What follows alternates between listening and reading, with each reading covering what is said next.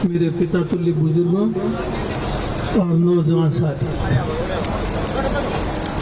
समय बहुत हो चुका है, भोजन भी साथ साथ चल रहा है, इसलिए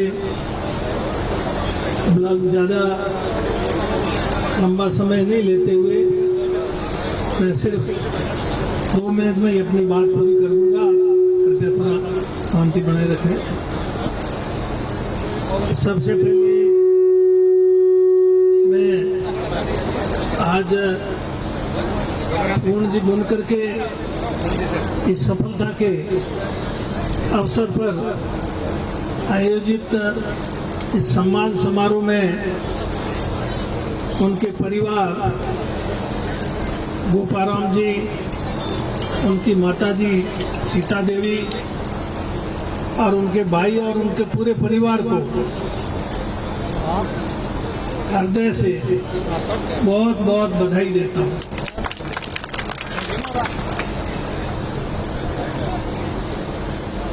इनकी मेहनत की वजह से, पूर्ण जी ने की मेहनत की वजह से वो इस मुकाम तक पहुंचे। भारतीय प्रशासनिक सेवा में चयन होना ये हम लोगों के लिए एक सपना हुआ करता था। कोई सोच भी नहीं सकता था कि भारतीय प्रशासनिक सेवा में दलित या किसान का बेटा वहां तक पहुंचेगा, लेकिन ये बाबा साहब के संविधान की वजह से, देश की आज़ादी के बाद में शिक्षा की अलग की वजह से यहाँ तक हमारे होनहार बच्चे पहुँच रहे हैं। उसमें से एक पूर्ण भी है, और भी इस बार 3 लड़कियों का और चयन हुआ बाड़मेर जिले से। इस प्रकार ये इनकी मेहनत की वजह से हुआ, इसमें और किसी का योगदान नहीं है, सिर्फ उनकी मेहनत और उनके माता पिता का आशीर्वाद और उनके गुरुजनों का आशीर्वाद, उसकी वजह से ये इस मुकाम तक पहुंचे।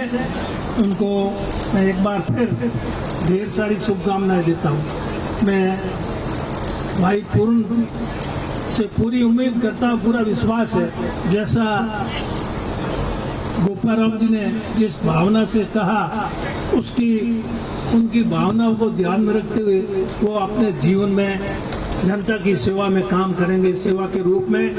ये बहुत बड़ी बात है। मनुष्य इस धरती पर आया है, वो एक दिन चला जाएगा, वो सेवा करेगा, वही उसको आज बाबा साहब को याद क्यों करते हैं? इसलिए करते हैं, बाबा साहब ने इस देश दुनिया के लिए, गरीबों के लिए, किसानों के लिए, पीड़ितों के लिए किस प्रकार का कैसा संविधान बनाया, उसकी वजह से याद करते हैं। आज अगर ये संविधान नहीं होता तो ये गोपाराम जी ठीक कह रहे थे, हम और सब ये गांव में मवेशी चराते या खेती करते, इसके अलावा आगे की बात हम सोच भी नहीं सकते थे। तो इस प्रकार ये जो हमें मिला है संविधान की वजह से, आज गोपाराम जी एमएलए बने, हम भी बने, तो ये संविधान की वजह से बने। संविधान नहीं होता, प्रजातंत्र नहीं होता तो गोपाराम जी को, हमको ये क्या मौका मिलता। पहली बार गोपाराम जी चुनाव लड़े, चुनाव हार गए, पर दूसरी बार चुनाव लड़े, हिम्मत नहीं हारी, दूसरी बार चुनाव जीते। तो इस प्रकार भाई पूर्ण ने भी पहली बार में सफलता हासिल नहीं कर सके, पर उन्होंने हिम्मत नहीं हारी और फिर आखिर वो सफलता हासिल करके ही रहे। तो मैं उनको बहुत बहुत बधाई देता हूँ। और यहाँ पर ये आयोजन रखा, इतना उनके सफलता के सम्मान में हम लोगों को भी सबको यहाँ बुलाया, उसके लिए मैं गोपाराम जी का, इनके परिवार का हृदय से बहुत बहुत आभार प्रकट करता हूँ। वैसे आज सम्मान की जहाँ तक बात है, सम्मान तो भाई पूर्ण का, इनके परिवार का होना चाहिए। हम लोग तो यहाँ आए हैं आशीर्वाद देने के लिए, और इनका हौसला बढ़ाने के लिए। लेकिन फिर भी यहाँ इतने सारे गोपाराम जी मंच बैठे, सब साफे इतने पहना दिए, पता नहीं गिनती नहीं कितने पहनाए, कितने कोई गिनती नहीं, बिना गिनती के। तो अभी गोपाराम जी कह रहे थे, मेरे पास आए थे गोपाराम जी, ये दोनों भाई, इसका इंटरव्यू है, कैसे करें क्या करें। अब मैंने इनको यही कहा, मैंने कहा आप चिंता मत करो, इसका सिलेक्शन हो जाएगा।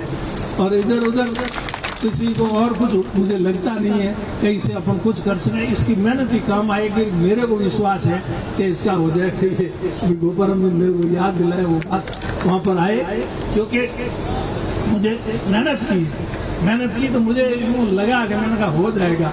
हालांकि करने वाला ईश्वर है। बाबा राम साफीर, बाबा रामदेव की ये इन्होंने यहाँ मंदिर स्थापित किया, ये इतना कार्यक्रम है, बाबा साहब की भी कृपा है, रामदेव जी बाबा की। तो मेहनत के साथ साथ ऊपर वाले की भी कृपा होनी चाहिए, उनकी भी कृपा रही। और खास करके मैं भाई पूर्ण से मैं कहने वाला था, गोपाराम जी ने मेरे से पहले कह दिया कि भाई पूर्ण तुम जनता की सेवा में अपने आप को समर्पित रखना, यही इनकी बुलावन थी, सलाह थी पूर्ण को, और मेरी भी यही सलाह और बुलावन है।